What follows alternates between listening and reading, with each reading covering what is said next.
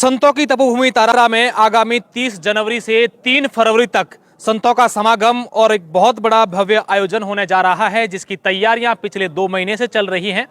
इस वक्त मैं तारातरा के पनौनियों का तला जो यहाँ मठ है उस मठ में हूँ और आप देखिए कि यहाँ पर जो भव्य धर्मपुरी जी महाराज का जो मंदिर बना है उसका प्राण प्रतिष्ठा आगामी 30 जनवरी से 3 फरवरी तक होगी, जिसके लिए जिले भर के जो लोग हैं वो यहाँ पर आए हैं। और इस कार्यक्रम की खास बात मैं आपको बताऊं तो इस कार्यक्रम की खास बात ये रहेगी कि 5 दिवसीय इस प्राण प्रतिष्ठा कार्यक्रम में करीब 7 लाख से अधिक जो लोग हैं वो आएंगे और इस कार्यक्रम में करीब देश भर के कई राज्यों के जो बड़े बड़े संत महाराज हैं वो भी इस कार्यक्रम में भाग लेंगे। चाहे स्वामी बाबा रामदेव जी की बात करें, स्वामी अवधादेश की बात करें, आप देखिए तमाम प्रकार के जो ग्रामीण लोग हैं वो यहाँ पर लगातार तैयारियों में जुटे हैं और 30 जनवरी से यहाँ पर कार्यक्रम होगा। साथ ही साथ यहाँ के जो संत हैं इस मठ के पनौनियों का तला उनका भी जीवित भंडारा होगा। बाप जी खुद हमारे साथ हैं, मैं इनसे कुछ बातें जानने की कोशिश करूंगा। साथ ही साथ जो नया मंदिर बनाया है धर्मपुरी जी महाराज का प्राण प्रतिष्ठा मंदिर, उसकी तस्वीरें भी दिखाऊंगा। आप देखिए तमाम जो ग्रामीण लोग हैं वो यहाँ पर उपस्थित है।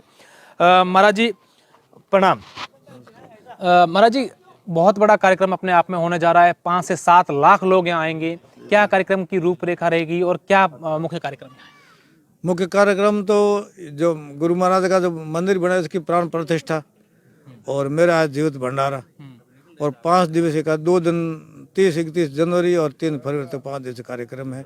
और आने वाले अतिथियों में विशेष कर स्वामी योगराज जी रामदेव जी और अवधेशानंद जी आएंगे। बाकी और संत हमारे यहाँ मुख्य महाराज चौटन महाराज महंत जगदीशपुर जी, तारातरा प्रतापपुर जी, बाड़मेर से खुशालगिर जी और नारायणपुर जी और ओंकार भारती जी महाराज, इस प्रकार यहाँ के 8-10 मठों के महंत भी यहाँ हाजिर रहेंगे और उनके सानिध्य में सब संत महंतों का स्वागत समारोह और उनके प्रवचन वगैरह जो जनता आएगी सुनेगी और यही मुख्य कार्यक्रम। महाराज जी हम देख रहे हैं कि पूरे जिले भर में जगह जगह बड़े बड़े होर्डिंग और इस कार्यक्रम की तैयारियां जो हैं वो यहाँ के लोग बड़े स्तर पर कर रहे हैं, तो कितने लोगों का यहाँ आने का है, कितने लोग यहाँ इस कार्यक्रम में? अनुमान तो जनता के ऊपर निर्भर है, लोगों की भावना व्यक्त कर रहे हैं आकर के, तो उनका कहना माध्यम ये लगभग 6-7 लाख लोग आएंगे ऐसा अनुमान है। आने के बाद में पता चला, पहले तो क्या कर। अच्छा महाराज जी, लोग जो हैं आपके भक्त हैं, आपके जो यहाँ मंदिर आते हैं या तपोभूमि में आते हैं वो बढ़ चढ़कर इस पूरे कार्यक्रम के लेकर दान भी कर रहे हैं, सहयोग भी कर रहे हैं, लोग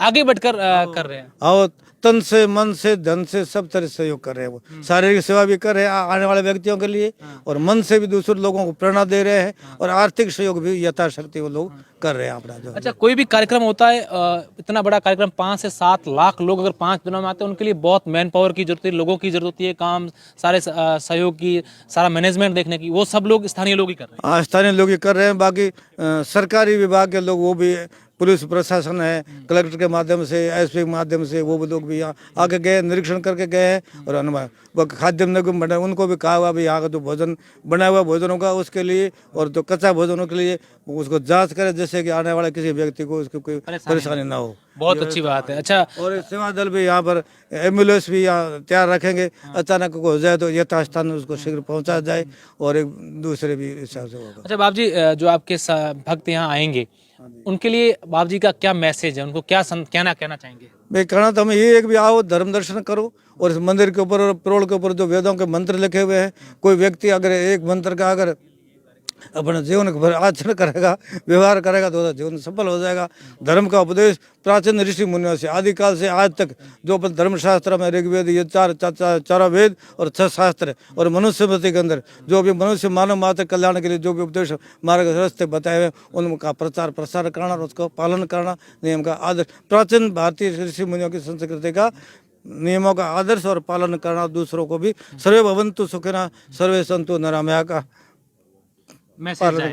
अच्छा बाप जी, आपके मैं जो सवाल ये इसलिए कर रहा हूँ कि आपके दिमाग में ये कब आया कि ऐसा एक संत समागम करें, क्योंकि अलग अलग जगहों से, अलग अलग तपोभूमियों से यहाँ संत आए, लोगों को आशीर्वाद दे और एक आम जन है वो भी यहाँ पर इकट्ठा हो जाए। ऐसा है कि मेरा जीवन काल जो है विद्याधन का हरियाणा प्रांत के महर्षि देवानंद सरस्वती के द्वारा स्थापित गुरुकुल झज्जर के वहाँ मैंने शिक्षा अध्ययन किया। वहाँ यही शिक्षा दी जाती है कि प्राचीन भारतीय संस्कृति का पालन हो और मानव मात्र कल्याण किस प्राचीन रीति से आधुनिक रीति से लोग कर रहे हैं, करा रहे हैं, सब हमें कोई आपको नहीं है, लेकिन जो प्राचीन आदिकाल से जो आज तक जो चल रहा है ये मनुष्य आधार पर और गीता के कर्मयाज योगी भगवान कृष्ण ने उस रस्तों के आधार पर, वेदों के आधार पर मानव मात्र कल्याण हो, ये इसे शुरू से जन्म से ही मतलब शिक्षा बाल्यकाल अवस्था से 17-18 साल की अवस्था से ही मेरी शिक्षा महाराज धर्मपुरी जी महाराज ने दी और मेरे जो बड़े भाई महाराज मोहनपुरी जी थे उन्होंने इस शिक्षा के अंदर प्रेरित किया और प्रसार का आगे प्रचार चलता रहा। अच्छा, धर्मपुरी जी महाराज का जो बहुत भव्य मंदिर यहाँ पर बनाया गया है, कब से मंदिर का निर्माण शुरू करवाया गया था और कितनी लागत का? बहुत, क्योंकि हम देख रहे हैं बहुत भव्य मंदिर यहाँ बनाया गया। भी ऐसा है कि हम बताना चाहें ये मंदिर का प्रारंभ लगभग 6-7 साल से ये मंदिर पूरा हुआ है और अनुमान भक्तों का कहना है कि लगभग 2.5-3 करोड़ रुपए से मंदिर पूरा हुआ है। निश्चित रूप से आप देखिए अपने गुरु का मंदिर, बहुत भव्य मंदिर बनाया है गुरुदेव जी ने। और आप तमाम लोग देखिए जो यहाँ गांव के लोग हैं, कुछ बुजुर्ग लोग भी बैठे हैं। बाबा कई नाम है आप? मेरा नाम पेमा राम जी। कई अटे इस गांव में हागी केड़ो कार्यक्रम हो रहे हो गांव में? बहुत बड़े और थे लोग, गांव वाला लोग केड़ी सेवा दे रहे हो? जोर सेवा। हाँ बाप जी, बहुत बढ़िया कार्यक्रम। बढ़िया बिल्कुल।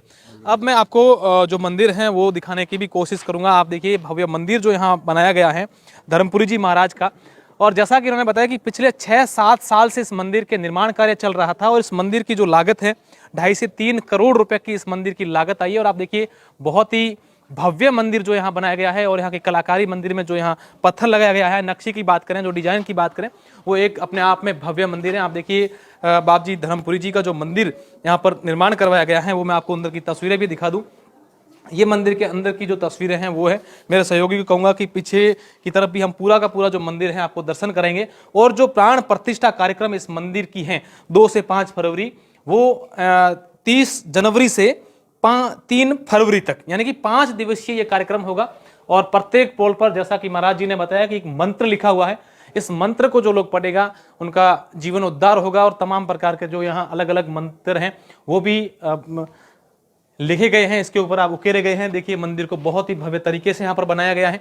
और दूसरी तरफ अगर बाहर की तरफ की बात करें तो यहाँ पर इतनी संख्या में जो यहाँ श्रद्धालु आएंगे, 5 से 7 लाख लोग जो यहाँ आएंगे, उनके लिए यहाँ खाने की, आने जाने की तमाम प्रकार की जो व्यवस्थाएं हैं वो भी मंदिर प्रशासन द्वारा की गई है। हमारे साथ बाप जी भी हैं, मैं कुछ और जो बातें हैं बाप जी से जानने की कोशिश करूंगा। बाप जी, किस तरीके की यहाँ व्यवस्थाएं जो हैं वो की जा रही है? क्योंकि यहाँ पर जितने लोग आएंगे तो उनके खाने के लिए बड़े स्तर पर टेंट की भी आवश्यकता होगी, आने जाने के लिए सारी व्यवस्थाएं होगी।